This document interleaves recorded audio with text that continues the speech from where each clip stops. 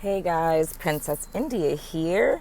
And as I'm sure that most of you guys have read either on the community tab on Facebook in our group or on Instagram, I have a message I want to share with everyone.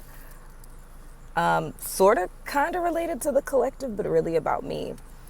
And the first part of that message I posted on YouTube in the community tab, but unfortunately, in the wee hours of this morning, I wasn't ready to post the rest because, of course, I was nervous because this is huge. It's a big deal, at least for me. So lately, for the last few months or so, I've been in a battle with myself. And after reading some of you guys' emails from the last couple of weeks, different subbies wrote me about feeling, lost or in fear and yearning for direction in their life, on their spiritual path and whatnot. And then when I sat down to start to record you guys mid-months, it's almost as if all of this energy culminated and hit me at once. And then I remembered that it was the Sagittarius full moon. So whenever I feel overcome with energies, I just start writing. So in essence, what I'm going to share with you guys today is the open letter that I wrote last night, or in the wee hours of this morning, in hopes of sharing with you guys today. That'll pretty much clear everything up. And we can have a little discussion after, because I've already asked Facebook and IG about that. But the letter goes. The goal of this evolution is to unfold and ultimately face, embody, and live out our purest and most authentic truth. Today it became clear, now more than ever before, it's time that I fully embody mine. This isn't who I am. I've been operating at half light. I've grown dim to fit in. And over the last year, I've begun to feel more like a drug dealer than a healer. My calling isn't to pacify, it's to revolutionize, to facilitate transformation. And tarot is nothing more than a tool, one of many I use to assist people with this. Yet I've found many are developing an unhealthy attachment to it. Spiritual tools, be it candles, crystals, herbs, tarot, daily devotionals, or scripture cards, aren't inherently evil within themselves. Spiritual tools are a symbol or a reference point for what frequency you're learning to align to in the heavenly realms. As we grow in our relationship with God, the tools over time we outgrow, as we've trained ourselves to align without. The issue plaguing the collective at present is one of conviction. Yet our first inclination is to blame others, or even the tools, for the reason one became disconnected with spirit. Now, this is no judgment. When struggling with something, it's easy to sign on to YouTube and watch your favorite reader. Throw a couple of cards yourself. Go to that astrology app. I get it. Yet the more this is done, the more dependent one becomes on the tool or the messenger, and the less time is spent cultivating and curating your own relationship with spirit. Now, don't get it twisted. What I'm witnessing is no different than what I witnessed when I was heavily involved in church. For example, relying on a word from pastor or prophet, flipping through Bible pages to randomly select a scripture, or binge watching sermons looking for messages. The issue is one and the same. Making a person or a thing an authority over your life and neglecting a relationship with God. Tools are to be in service to us. not us to be in service to it. The moment you realize you're in service to something, it's time to disconnect, recalibrate, and re-empower yourself. Like anything in this life, the key is balance. My calling is to be a resource to others on this journey. And I have to admit, although that was my initial intention as my channel began to grow, even I got distracted from that mission. Looking back, I see how much I censored myself out of fear. How I feared saying words like Jesus, God, Bible, or, pun intended, God forbid, putting holy in front of spirit. Or the several times I've known a scripture that would have been of more benefit than an oracle card, but I held back because I didn't want to be judged. I didn't want to lose subs. I didn't want to be rejected.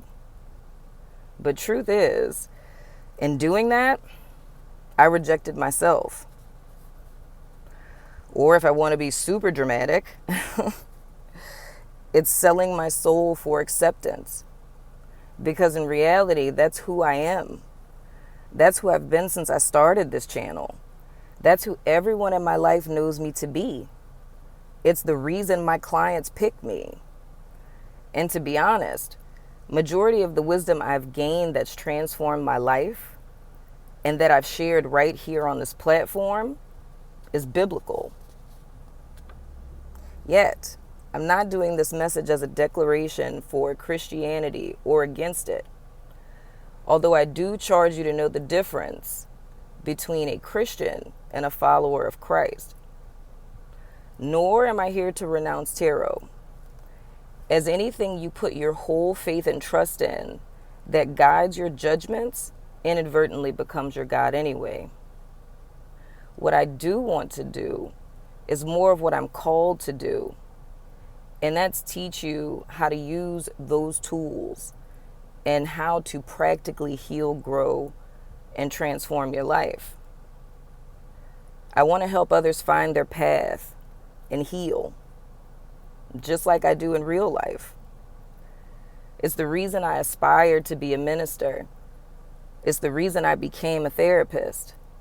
It's my heart's desire to be for others who I wish I had on my own journey, as well as to give hope to the hopeless, shine a little light in someone's darkness, and see others heal, grow, and evolve.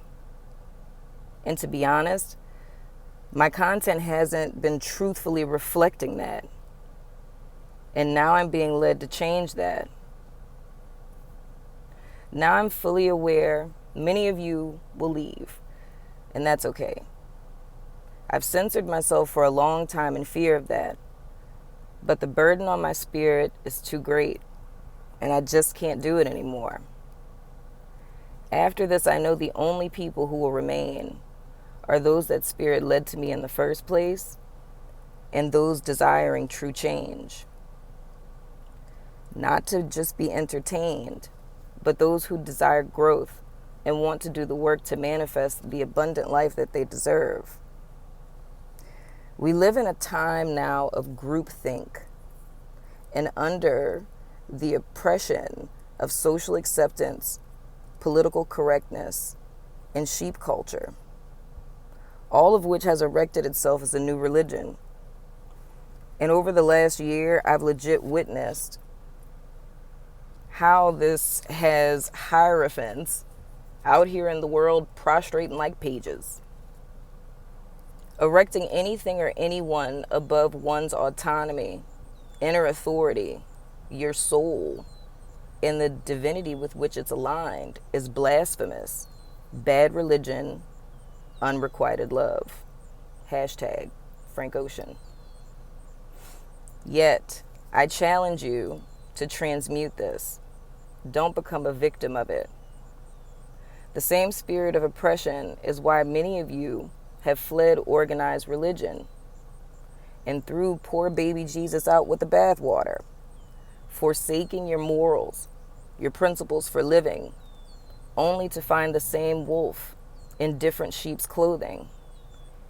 Yet this time, the label on that clothing is spiritual instead of sanctified. Thousands have gone from Bibles to tarot cards, from saved to woke, and still have yet to find what they are so desperately looking for. The what, or rather who, many are fighting their way up to the top of the ascension ladder to find. That what or who just simply isn't there. What you're seeking is already here and has always been. The key is not looking without, but rather within. And that's my mission, to help the collective ascend. True ascension is about renewing one's mind, unlearning the lies, and thus ascending to a higher state of consciousness, the golden aura, Christ consciousness, the highest frequency of unconditional love that exists. When we align with this, you see life in an entirely new light. Matter of fact, that's actually what all 22 of the major arcana are about. And so is the Eightfold Path of Buddhism, and dare I say it, the entire book of Revelations and the Gnostic Gospels. All that, I'm definitely here for it. So, that's it, guys. Let me know what you think in the comments. I love your faces. And I hope you still love mine.